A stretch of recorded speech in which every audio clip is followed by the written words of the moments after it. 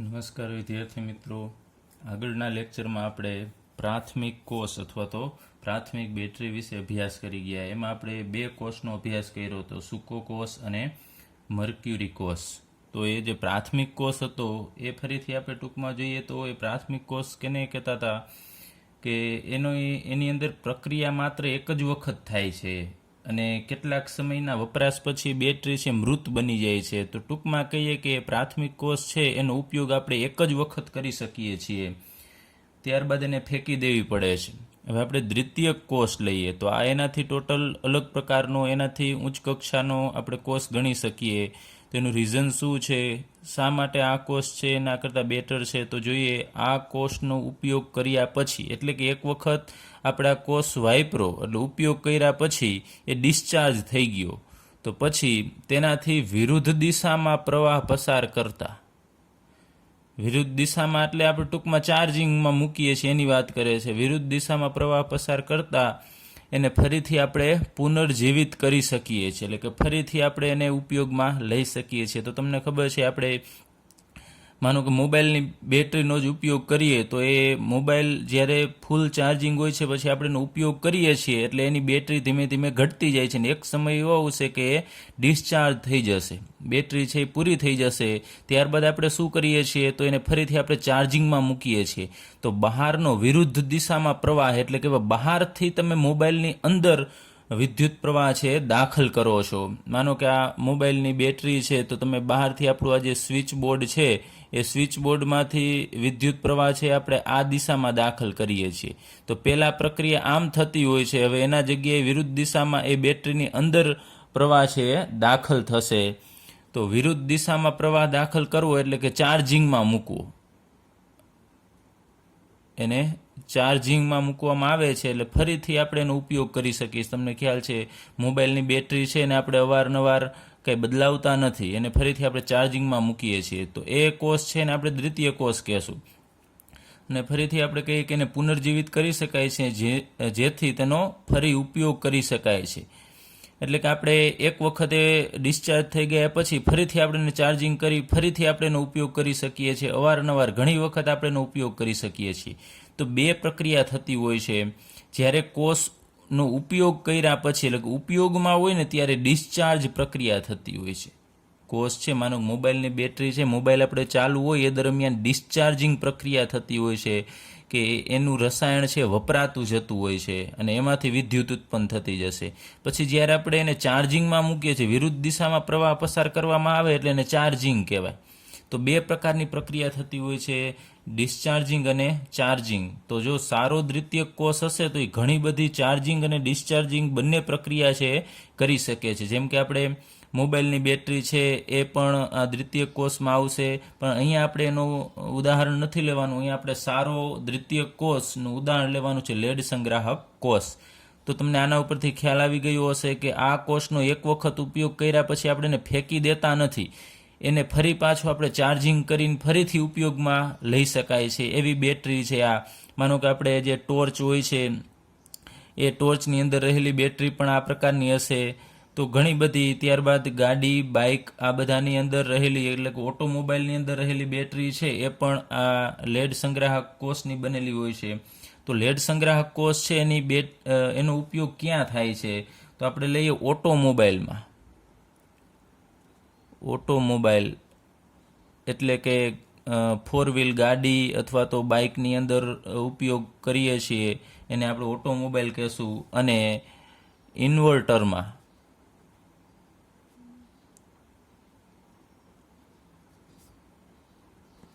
આપણે ઘણાની ઘરે ઇન્વર્ટર્સ હોય છે, એમાં પણ મોટી બેટરીનો ઉપયોગ થાય છે. એ બેટરી પણ લેડ સંગ્રાહક કોષની હોય છે. આ બંનેમાં મુખ્યત્વે લેડ સંગ્રાહક કોષનો ઉપયોગ થાય છે. તો હવે આપણે લઈએ કે લેડ સંગ્રાહક કોષ છે એની રચના કેવી હોય છે.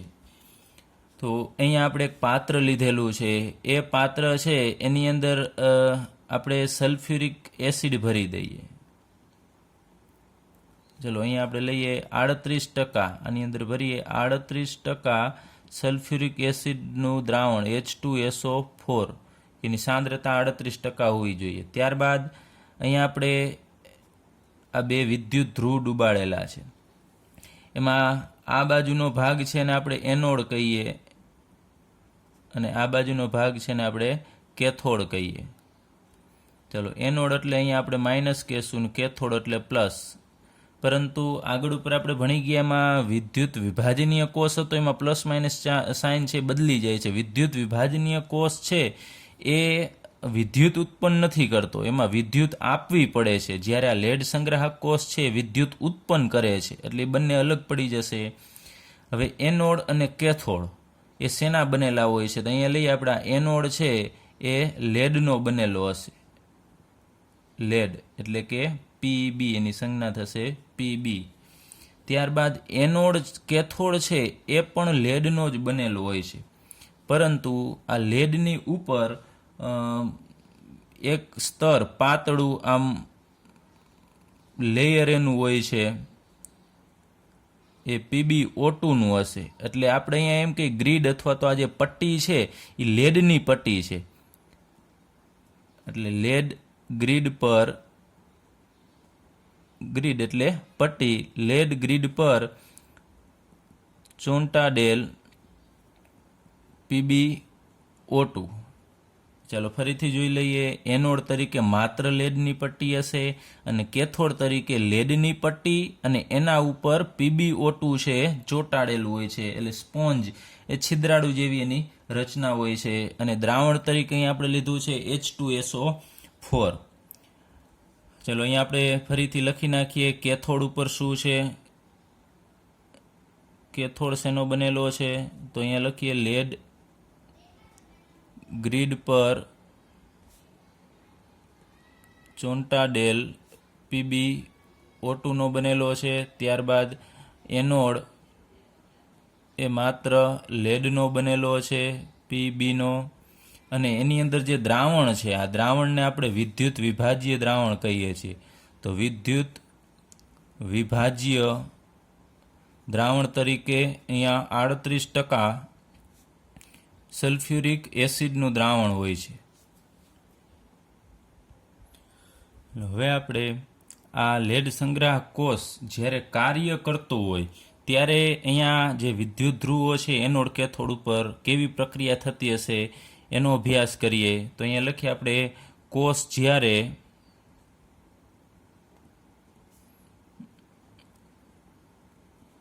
ઉપયોગમાં હોય ત્યારે કઈ પ્રક્રિયા થાય છે. એટલે ઉપયોગમાં હોય ત્યારે એ પ્રક્રિયા થતી હોય ને આપણે ડિસ્ચાર્જિંગ પ્રક્રિયા કહેશું. ખાસ ધ્યાન રાખજો, ઘણા બધાને એમ થતું હોય ચાર્જિંગ પ્રક્રિયા, પણ જ્યારે કોષનો આપણે ઉપયોગ કરીએ છીએ ત્યારે ડિસ્ચાર્જ થતી હોય છે. પછી એ ડિસ્ચાર્જ થઈ ગયા પછી એ જ્યારે કાર્ય કરતી નથી ત્યારે આપણે જે ફરીથી આપણે જે વિરુદ્ધ દિશામાં પ્રવાહ લાગુ પાડીએ છીએ એ પ્રક્રિયાને આપણે ચાર્જિંગ કહેશું. પણ અહીંયા ડિસ્ચાર્જિંગ પ્રક્રિયા થાય છે. ઉપયોગમાં કોષ હોય ત્યારે કઈ પ્રક્રિયા થાય? તો આપણે અહીંયા લખીએ એનોડ ઉપર કઈ પ્રક્રિયા થશે. ચલો એનોડ, તો તમે અહીંયા જુઓ છો એનોડ છે એ લેડનો બનેલો છે. તો અહીંયા આપણે લખી નાખીએ લેડ Pb કે જે સોલિડ અવસ્થામાં છે. હવે અહીંયા સલ્ફ્યુરિક એસિડનું દ્રાવણ છે. માનો કે હું અહીંયા લખું છું, આપણે ઘણા બધા સલ્ફ્યુરિક એસિડના અણુઓ હશે, પણ માનો કે 2 મોલ સલ્ફ્યુરિક એસિડ છે અત્યારે આપણે ગણતરી માટે લઈએ. આની અંદર આપણે 2 મોલ સલ્ફ્યુરિક એસિડ છે, તો અહીંયા એમાંથી આયનો ક્યાં બનશે? સલ્ફ્યુરિક એસિડમાંથી તમને ખબર છે અહીંયા 2 મોલ લેશો તો 4H+ છૂટા પડશે, 4H+, અને સલ્ફેટ પણ 2 થશે. 2 મોલ હોવાથી SO4 છે એ 2 મોલ છે, તો અહીંયા 2 મોલ SO4 2- છે એ છૂટા પડશે. એટલે દ્રાવણની અંદર સલ્ફ્યુરિક એસિડના કારણે H+ અને સલ્ફેટ આયન છે હાજર હશે. હવે એનોડ ઉપરનો Pb અને દ્રાવણની અંદર રહેલો સલ્ફેટ, અહીંયા 2 મોલ સલ્ફેટ છે, પણ એમાંથી અત્યારે આપણે 1 મોલ સલ્ફેટનો આપણે ઉપયોગ કરીએ, SO4 2- કે જે એક્યુઅસ અવસ્થામાં છે, જલીય અવસ્થામાં છે, એની વચ્ચે પ્રક્રિયા થશે. તો હવે અહીંયા Pb છે એ Pb 2 ઇલેક્ટ્રોન ગુમાવી નાખશે. 2 ઇલેક્ટ્રોન છે ગુમાવે છે. ફરીથી એક વખત આ લેડ છે કે જે સોલિડ અવસ્થામાં છે 2 ઇલેક્ટ્રોન ગુમાવશે. તો અહીંયા હું લખી નાખું છું આ 2 ઇલેક્ટ્રોન એ મુક્ત કરે છે. એટલે પીબીમાંથી બનશે, તમને ખ્યાલ છે 2 ઇલેક્ટ્રોન મુક્ત કરશે એટલે પીબીમાંથી બનશે Pb2+ બનશે. Pb2+ અને અહીંયાનો SO4 2- એ બંને જોડાઈ જશે અને એમાંથી બનાવશે PbSO4, લેડ સલ્ફેટ બનાવશે કે જે સોલિડ અવસ્થામાં હશે.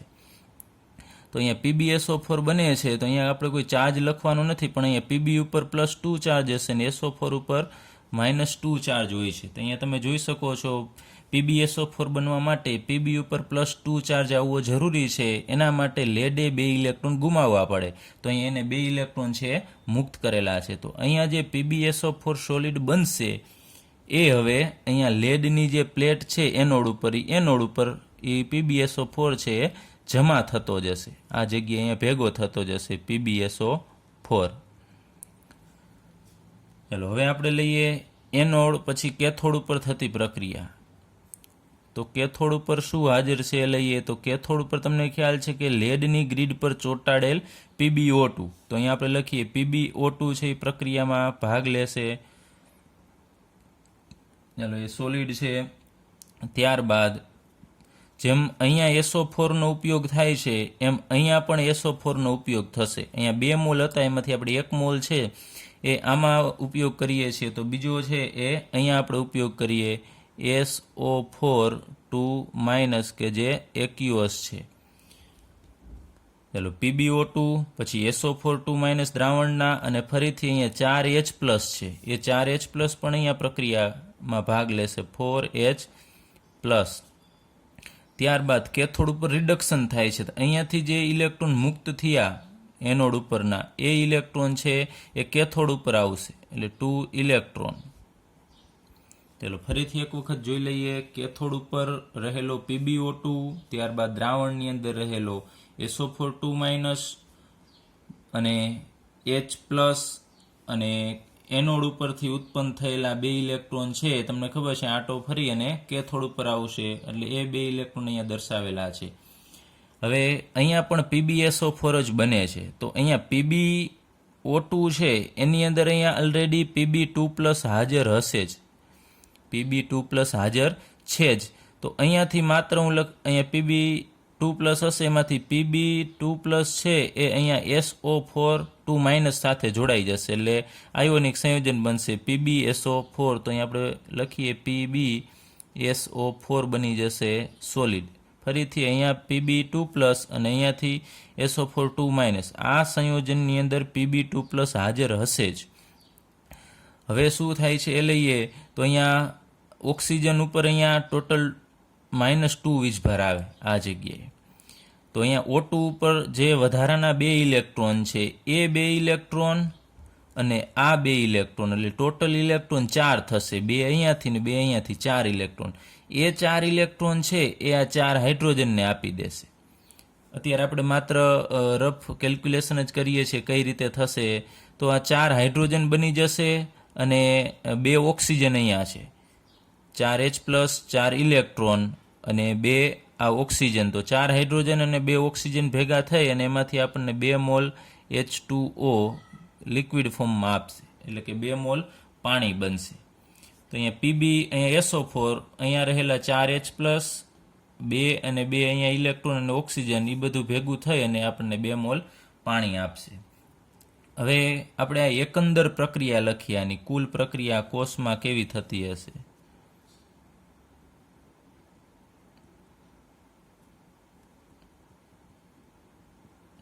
ચલો એકંદર પ્રક્રિયા છે એમાં અહીંયા તમે જોશો તો સામે ઉડી જશે. અહીંયાથી આ ઇલેક્ટ્રોન અને અહીંયાથી આ ઇલેક્ટ્રોન છે કેન્સલ થશે. તો આ બાજુ વધશે શું તો Pb સોલિડ.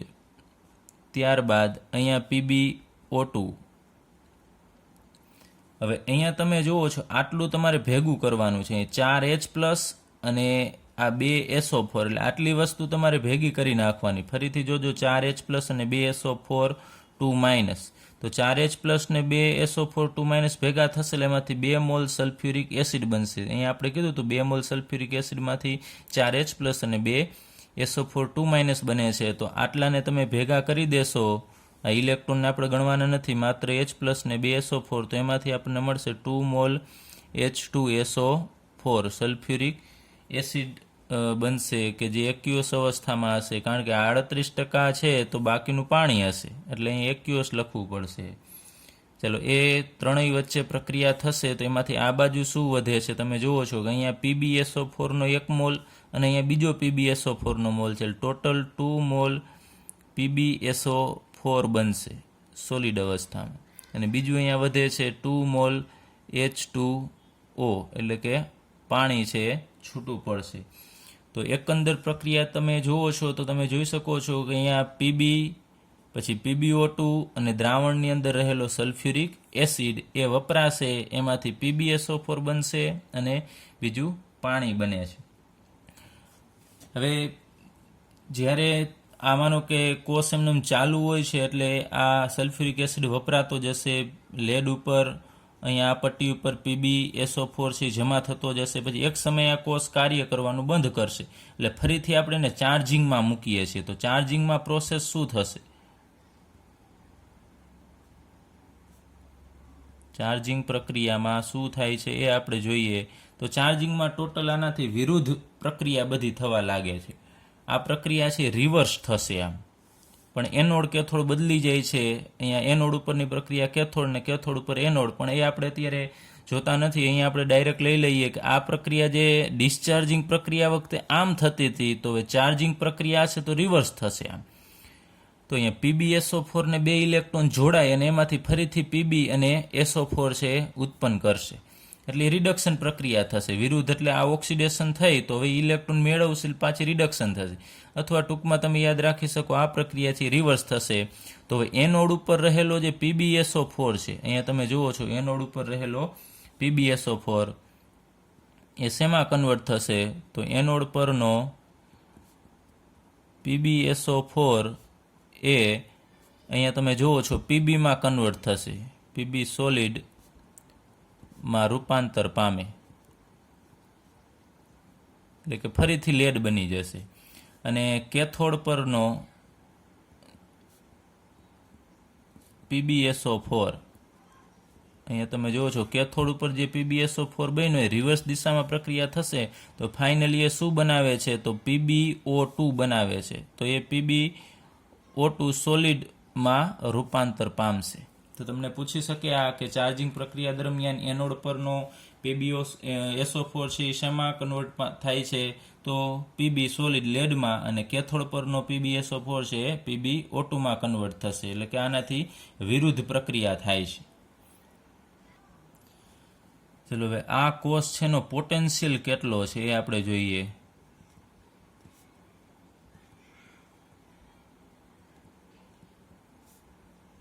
લગભગ આપણા પાઠ્યપુસ્તકમાં નથી આપેલું, પણ છતાં આપણે લઈએ કોષનો પોટેન્શિયલ લગભગ 2.0 વોલ્ટ આટલો છે, 2 વોલ્ટ જેટલો છે. એટલે આમાં વિદ્યુત આગળના જે પ્રાથમિક બેટરી છે આપણે લીધી હતી સૂકો કોષ, એના કરતાં આમાં વધારે વિદ્યુત પ્રવાહ છે ઉત્પન્ન થાય છે. તો મોટા ટ્રક હશે એમાં 2 પ્લેટ છે એની જગ્યાએ પાત્ર મોટું હશે, અને આવા એનોડ કેથોડની સંખ્યા વધારે હોય, તો જેમ જેમ એનોડ કેથોડ વધે એમ આ વોલ્ટેજ છે પણ વધારે થશે. તો લેડ સંગ્રાહક કોષમાં સમયાંતરે સલ્ફ્યુરિક એસિડનું દ્રાવણ છે એડ કરવું પડે છે, કેમ કે અમુક સમયે વધારે વખત ચાર્જિંગ ડિસ્ચાર્જિંગ પ્રોસેસ થશે એટલે સલ્ફ્યુરિક એસિડની કાર્યક્ષમતા ઘટી જાય છે. એટલે સમયાંતરે તમને ખ્યાલ હોય તો બેટરીની અંદર પાણી એડ કરવામાં આવે છે. હવે આપણે બીજો દ્વિતીયક કોષ ભણીએ, એનું નામ છે નિકલ કેડમિયમ કોષ. હવે આ કોષ છે એનું આયુષ્ય એટલે કે કેટલા સમય સુધી એ કાર્ય કરશે, તો એ લેડ સંગ્રાહક કોષ કરતાં એનું આયુષ્ય વધુ છે. એટલે કે લેડ સંગ્રાહક કોષ કરતાં છે આ વધુ સમય સુધી કાર્ય કરી શકશે નિકલ કેડમિયમ કોષ.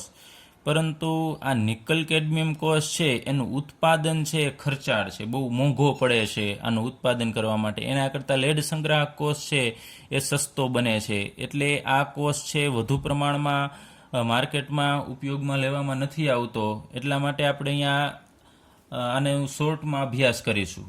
તો આ કોષ છે એની અંદર કેથોડ તરીકે કોણ હોય છે? તો એ લખીએ આપણે અહીંયા શોર્ટમાં ખાલી સમજવા પૂરતું લઈ લઈએ NiOH થ્રાઇસ, ત્યારબાદ એનોડ તરીકે અહીંયા હાજર હશે કેડમિયમ, અને વિદ્યુત વિભાજ્યનું દ્રાવણ છે એમાં પોટેશિયમ હાઇડ્રોક્સાઇડ અથવા તો NaOH લેવાનું થશે, સોડિયમ હાઇડ્રોક્સાઇડ અથવા તો પોટેશિયમ હાઇડ્રોક્સાઇડ.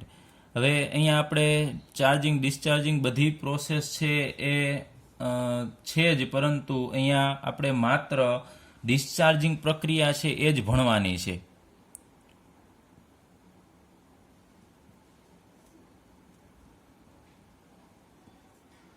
ચાલો, એટલે કે ઉપયોગમાં કોષ હશે ત્યારે કેવી પ્રક્રિયા થાય છે એ જ માત્ર આપણે અભ્યાસ કરીને એમાં પણ આપણે એકંદર પ્રક્રિયા જ લેવાની છે, કેથોડ એનોડ ઉપરની અલગ અલગ પ્રક્રિયા નથી ભણવાની.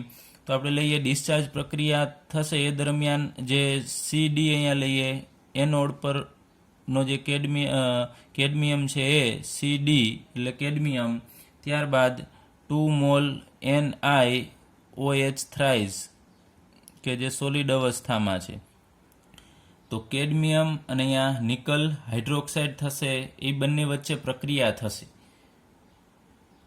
તો અહીંયા તમે જુઓ છો NiOH થ્રાઇસ, અહીંયા 3 OH છે, તો અહીંયા આપણે લખીએ અલગ અલગ દર્શાવી દઈએ NiOH થ્રાઇસ સમજવા માટે. NiOH થ્રાઇસ જે અહીંયા 2 મોલ છે એને આપણે અલગ અલગ દર્શાવી દીધા છે.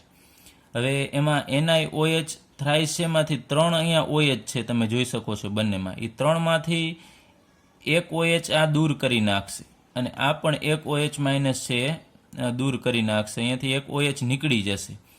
તો અહીંયા પાછળ શું વધશે તમને ખ્યાલ છે, 3 OH માંથી એક નીકળે એટલે અહીંયા 2 OH વધશે અને અહીંયા પણ 2 OH. તો ટોટલી આપણે લઈએ અહીંયા પ્લસ એવા 2 આપણને 2 મોલ મળશે, NiOH ટ્વાઇસ મળશે, જે પણ સોલિડ અવસ્થામાં હોય છે. હવે અહીંયા જે 2 OH ઉત્પન્ન થયા, OH માઇનસ, જે 2 OH છે એમાંથી આ એક OH નો આ ઓક્સિજન છે એ અહીંયા કેડમિયમ સાથે જતો રહેશે, એટલે કેડમિયમ અને આમાંથી એક ઓક્સિજન એ જોડાય અને CdO બનાવશે, કેડમિયમ ઓક્સાઇડ બનાવશે, જેની અવસ્થા પણ સોલિડ હશે. હવે એક ઓક્સિજન અહીંયા જતો રહ્યો તો પાછળ કેટલું વધશે, તો તમે જુઓ છો એક OH અને બીજા OH નો એક H, એટલે 2 હાઇડ્રોજન અને એક ઓક્સિજન જોડાય અને આપણને 1 મોલ પાણી આપશે, H2O લિક્વિડ.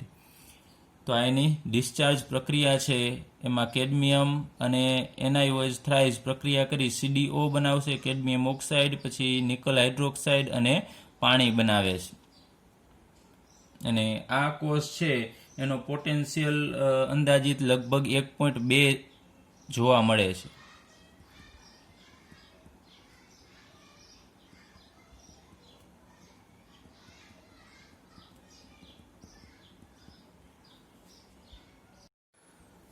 હવે આપણે બળતણ અથવા તો ઈંધણ કોષ વિશે અભ્યાસ કરીએ.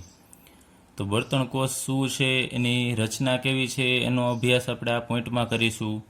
હવે તમને ખ્યાલ છે અત્યારે જે મોટાભાગની વિદ્યુત ઉત્પન્ન થાય છે એ થર્મલ પ્લાન્ટમાં થાય છે, એટલે કે એને કહેવામાં આવે છે તાપીય પ્લાન્ટ અથવા તો તાપીય વિદ્યુત મથક કહેવામાં આવે છે, જેને આપણે ઇંગ્લિશમાં થર્મલ પ્લાન્ટ કહેશું. તો તાપીય પ્લાન્ટ છે એમાં વિદ્યુતનું ઉત્પાદન છે એ વધુ અસરકારક પદ્ધતિ નથી.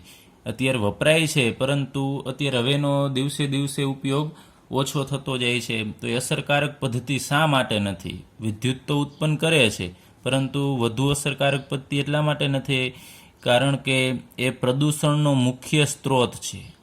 તાપીય પ્લાન્ટના કારણે પ્રદૂષણ થાય છે અને વાતાવરણ છે પ્રદૂષિત થશે, જે ખૂબ જ ગંભીર બાબત છે.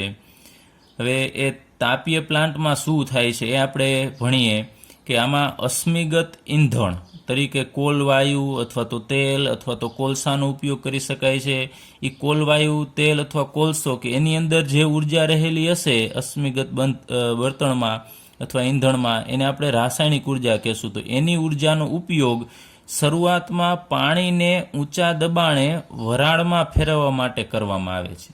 તો અહીંયા આપણે આકૃતિ વડે એ આખો પ્લાન્ટ સમજીએ. તો અહીંયા માનો કે આપણી પાસે અશ્મિગત ઈંધણ છે, એને સૌપ્રથમ એનું દહન કરવામાં આવશે. દહન કરશો એટલે એમાંથી ઉષ્મા ઉત્પન્ન થશે. ચાલો અહીંયાથી આપણે દહન કર્યું એટલે આની અંદર રાસાયણિક ઉર્જા છે એનું રૂપાંતર છે એ ઉષ્મા ઉર્જામાં થશે. એ ઉષ્મા છે એક આવું બંધ કમ્પાર્ટમેન્ટ હોય છે, એની અંદર પાણી ભરેલું હશે.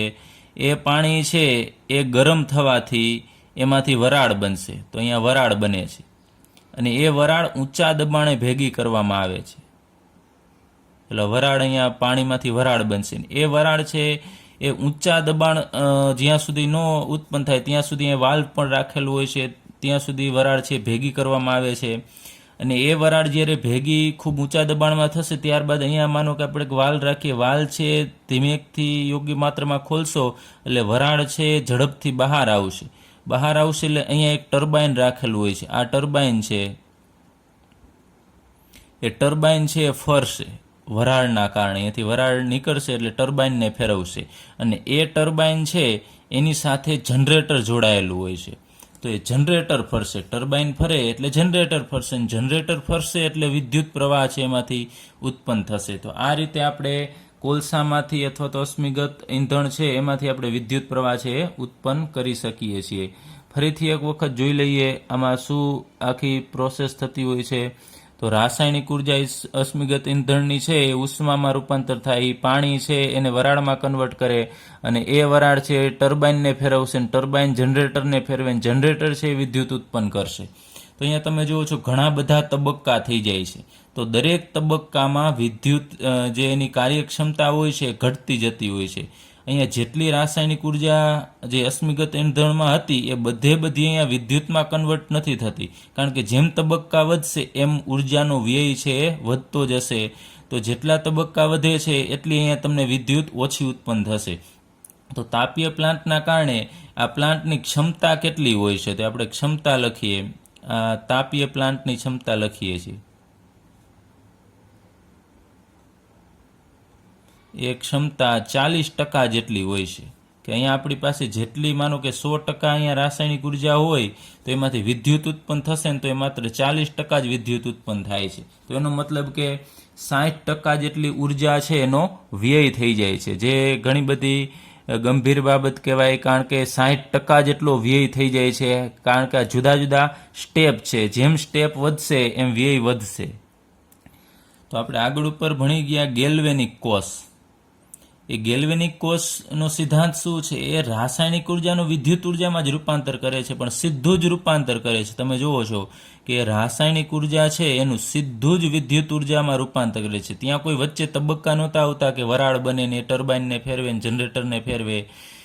જ્યારે અહીંયા જુદા જુદા તબક્કાના કારણે વચ્ચે 60% જેટલો વ્યય થઈ જાય છે. જ્યારે ગેલ્વેનિક કોષ છે રાસાયણિક ઉર્જાનું સીધું જ વિદ્યુત ઉર્જામાં રૂપાંતર કરે છે, એટલે એની કાર્યક્ષમતા છે એ ઘણી બધી ઊંચી છે. તો હવે એવા પ્રકારના કોષ છે, આ ગેલ્વેનિક કોષ છે ડિઝાઇન કરવામાં આવે છે, બનાવવામાં આવે છે કે જેમાં સતત પ્રક્રિયકો છે એ દાખલ કરવામાં આવે. આપણે આગળ ઉપર લીધું હતું એમાં તો માત્ર પાત્રની અંદર વિદ્યુત વિભાજ્ય લઈ લીધો તો એવું નહીં. હવે એવા પ્રકારના ડિઝાઇન કરવામાં આવે છે કે સતત વિદ્યુત પ્રક્રિયકો છે એ વિદ્યુત ધ્રુવોને પૂરા પાડવામાં આવે અને પછી એમાંથી નિપજ બનશે. એ નિપજોને વિદ્યુત વિભાજનીય ભાગમાંથી દૂર કરવામાં આવે છે. એટલે સતત તમને વિદ્યુત પ્રવાહ છે ઉત્પન્ન થતો રહેશે. એવા પ્રકારના ગેલ્વેનિક કોષ છે એની રચના અત્યારે વૈજ્ઞાનિકો છે કરતા રહીએ છે, અને એમાંનો એક કોષ છે બળતણ કોષ અથવા તો ઈંધણ કોષ. એના વિશે આપણે જોઈએ. ચાલો હવે આપણે બળતણ કોષ વિશે અભ્યાસ કરીએ. તો એમાં બળતણ કોષ છે એક પ્રકારનો ગેલ્વેનિક કોષ જ છે.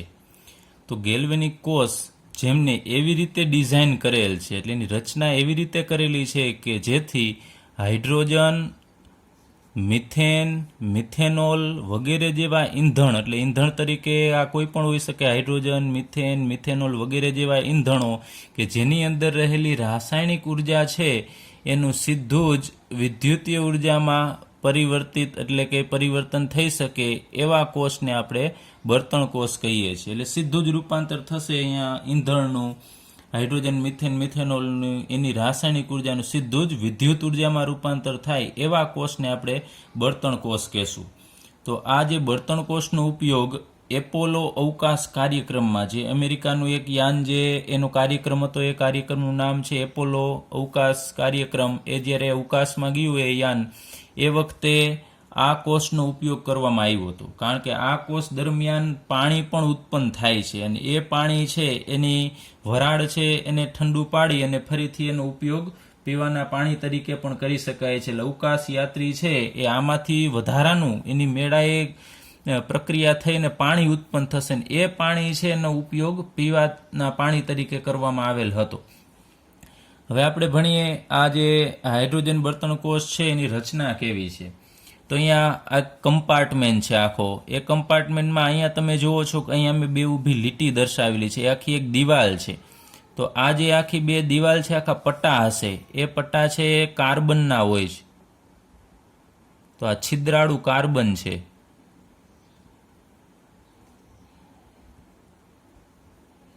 એટલે એની અંદર નાના નાના છિદ્ર હશે, છિદ્રાળુ કાર્બન, અને પાછું એ જે કાર્બન છે આ બંને બાજુ છિદ્રાળુ કાર્બન જ છે.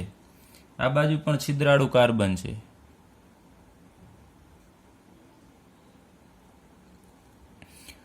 હવે આ બાજુનો જે કાર્બન છે એ એનોડ તરીકે વર્તશે, એટલે માઇનસ, અને આ બાજુનો જે છિદ્રાળુ કાર્બન છે આ એ કેથોડ તરીકે વર્તે છે.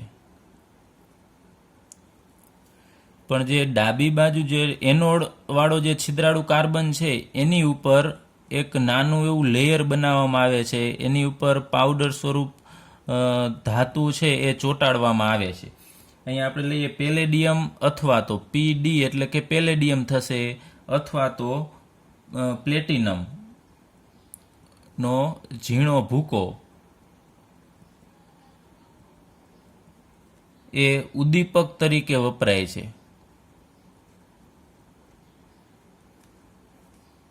ફરીથી એક વખત આ છિદ્રાળુ કાર્બન છે એની ઉપર પેલેડિયમ અથવા તો પ્લેટિનમનો ઝીણો ભૂકો છે એની ઉપર આખું લેયર બનાવી નાખવાનું છે કે એ ભૂકો છે એનું બીજું કોઈ કાર્ય નથી, ઉદ્દીપક તરીકે વર્તે છે. એટલે પ્રક્રિયાનો વેગ છે ઘણો બધો વધારે છે. તો એ એનોડ બાજુ જ તમારે પેલેડિયમ અથવા તો પ્લેટિનમનો ઝીણો ભૂકો છે એડ કરવાનો છે. ત્યારબાદ આ તમે વચ્ચેનો કમ્પાર્ટમેન્ટ જુઓ છો. આ વચ્ચેનો કમ્પાર્ટમેન્ટ, આ ભાગ, એ વચ્ચેનો ભાગ છે એની અંદર વિદ્યુત વિભાજ્ય દ્રાવણ ભરવામાં આવે છે. આ દ્રાવણ છે એ જલીય વિદ્યુત વિભાજ્ય છે. જલીય વિદ્યુત વિભાજ્યનું દ્રાવણ, અને એના તરીકે અહીંયા સાંદ્ર NaOH આપણે લઈ શકીએ.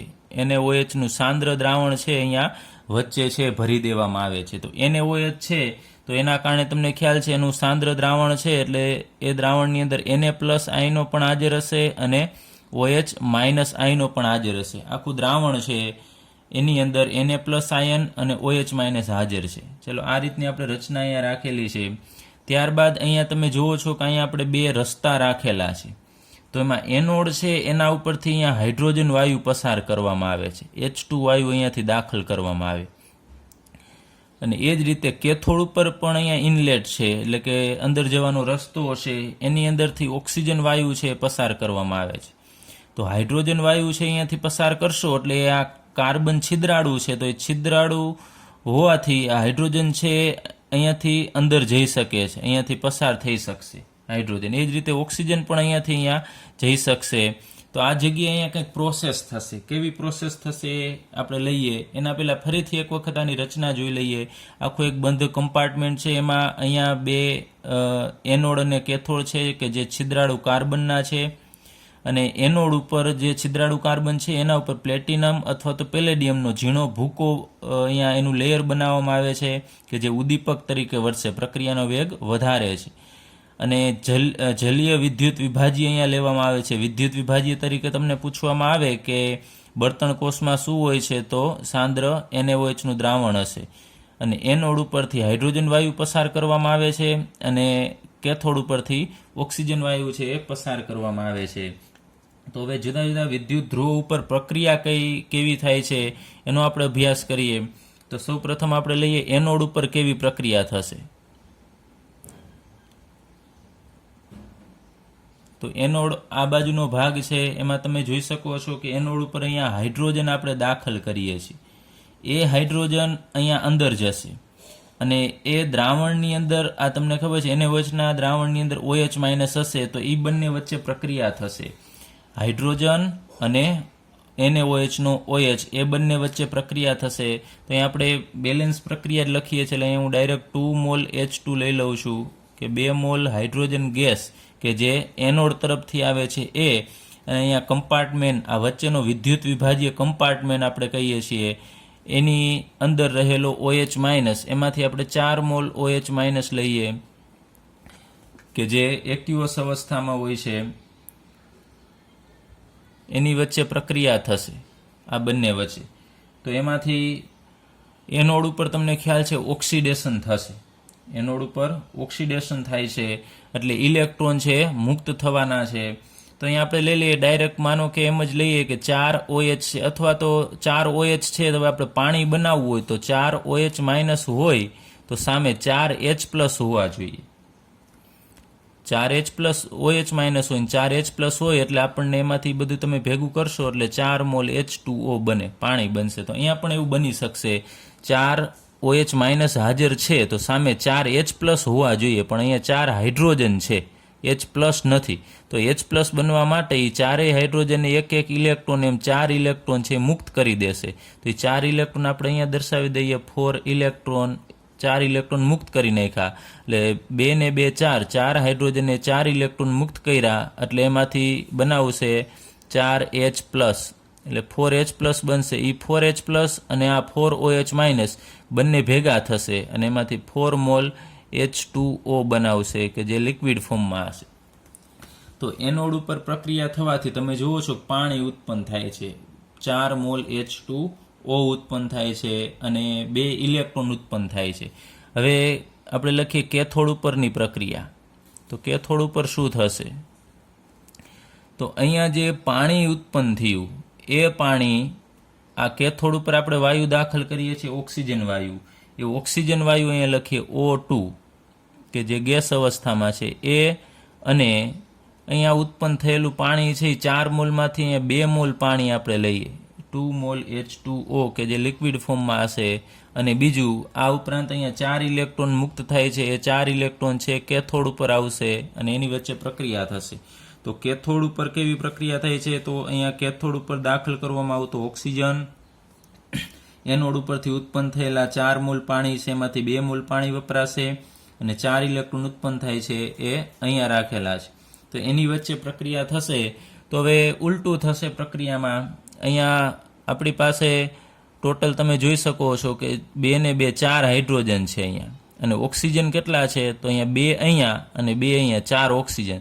તો 4 હાઇડ્રોજન છે અને 4 ઓક્સિજન છે. તો સામે એ 4 ઇલેક્ટ્રોન મેળવી લેશે. માનો પાણી આપણે અત્યારે ઉદાહરણ લઈએ 2 આ H પ્લસ છે તો આ રીતે થશે H પ્લસ અને OH માઇનસ. તો 2 મોલ પાણી છે તો આવું હશે, એમાં 2 H પ્લસ હશે અને 2 OH માઇનસ હશે. હવે 4 H પ્લસ છે એમાંથી 2 ઇલેક્ટ્રોન છે એ આને આપી દેશે એટલે આ H પ્લસમાંથી 2 H બનશે. એ 2 H અને આ 2 ઓક્સિજન જોડાશે એટલે એમાંથી આ 2 H અને આ 2 OH જોડાઈને 2 OH બનાવે. તો અહીંયા 4 ઇલેક્ટ્રોન હતા એમાંથી 2 જ ઇલેક્ટ્રોન આ હાઇડ્રોજનને આપ્યા છે. તો હજી 2 ઇલેક્ટ્રોન હશે, એ આપણે 2 ઇલેક્ટ્રોન અહીંયા દર્શાવી દઈએ. 2 મોલ છે તો 2 ઇલેક્ટ્રોન અહીંયા સમાઈ જશે.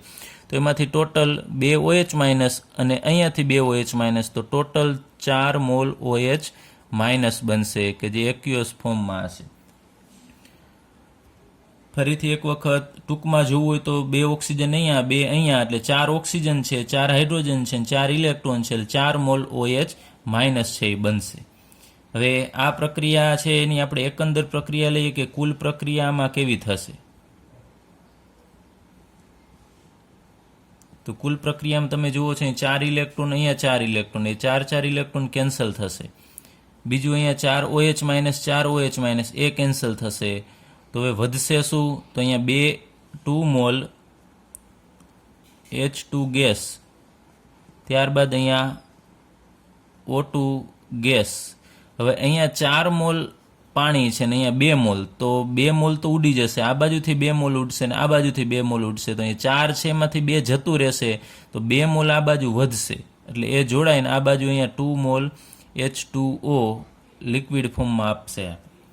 તો ઓલ ઓવર તમે પ્રક્રિયા જુઓ છો તો એનોડ ઉપર રહેલો હાઇડ્રોજન અને કેથોડ ઉપર રહેલો ઓક્સિજન એ બંને જોડાય છે અને એમાંથી પાણી બને છે. તો બનેલું પાણી છે એ આ કમ્પાર્ટમેન્ટમાંથી અહીંયાથી જે બનશે એ અહીંયાથી દૂર કરવામાં આવે છે, H2O અહીંયાથી પાણી છે દૂર થશે ને એ પાણીનો ઉપયોગ આપણે પીવા માટે પણ કરી શકીએ છીએ. આ ઉપરાંત આ કોષનો ફાયદો એ છે કે આ અવાજ ઉત્પન્ન કરતો નથી, સાયલેન્ટલી કામ કરે છે અને પ્રદૂષણ પણ આ કરતો નથી, કારણ કે આમાં કોઈ પણ પ્રકારનો કાંઈ કાર્બન ડાયોક્સાઇડ કે એવું કાંઈ ઉત્પન્ન થતું નથી, એ વાતાવરણને પ્રદૂષણ નથી કરતો. પાણી ઉત્પન્ન થશે તો એ તો આપણે ઉપયોગમાં લઈ શકીએ છીએ પીવા માટે. એટલે આ કોષ છે એની કાર્યક્ષમતા પણ ઘણી બધી વધારે છે, કારણ કે તમે જુઓ છો ડાયરેક્ટલી અહીંયા ને અહીંયા બધી પ્રોસેસ થઈ જાય છે અને સીધું જ વિદ્યુતમાં રૂપાંતર થઈ જશે. તો ફરીથી એક વખત આની પ્રક્રિયા લઈ, એનોડ ઉપર હાઇડ્રોજન અને આ વચ્ચેના OH- એ પ્રક્રિયા કરી પાણી અને ઇલેક્ટ્રોન અહીંયા છૂટો પડશે, એ ઇલેક્ટ્રોન અહીંયા કેથોડ ઉપર આવશે, 4 મોલમાંથી 2 મોલ અહીંયા વપરાશે અને કેથોડ ઉપરનો અહીંયા ઓક્સિજન એ જોડાય અને 4 મોલ OH- બનાવશે. ઓલ ઓવર પ્રક્રિયામાં અહીંયા 2 મોલ H2 અને O2 જોડાય અને 2 મોલ પાણી ઉત્પન્ન કરે છે. આ ઉપરાંત ઉર્જા પણ ઉત્પન્ન કરે છે. હવે આ કોષની ક્ષમતા છે ઘણી બધી વધારે છે. બળતણ કોષની ક્ષમતા એ 70% જેટલી છે. તો આપણે આગળ ઉપર વાત કરી હતી કે તાપીય થર્મલ પ્લાન્ટની કેપેસિટી માત્ર 40% છે, એની કમ્પેરિઝનમાં એ 70%, એટલે ઘણું બધું વધારે કહેવાય આ મૂલ્ય. એટલે કોષની ક્ષમતા ઘણી બધી વધારે છે, 70% જેટલી. અને આનો મેઇન ઉપયોગ, મેઇન ફાયદો એ છે કે જે પ્રદૂષણ નથી કરતો અને અવાજ પણ ઉત્પન્ન નથી કરતો અને કાર્યક્ષમતા વધારે છે આની. તો અત્યારે વૈજ્ઞાનિકો આવા બળતણ કોષ છે એ બનાવવા માટેનો પ્રયત્ન કરી રહ્યા છે. ઘણા બધા બળતણ કોષ બનાવે છે. જુદા જુદા બળતણ કોષ આવા હોઈ શકે, એમાં એનોડ બદલાવે, કેથોડ બદલાવે, વચ્ચેનું વિદ્યુત વિભાજીનું દ્રાવણ એને હોય છે તો એની જગ્યાએ કોઈ પણ બીજું અહીંયા કેમિકલ લઈ શકે, આ બાજુ અહીંયા વાયુ છે બદલાવી શકે. તો એના કારણે આવા તમે ઘણા બધા બળતણ કોષ છે બનાવી શકો છો અને ભવિષ્યમાં આ બળતણ કોષ છે એ ઘણા બધા ઉપયોગી સાબિત થશે.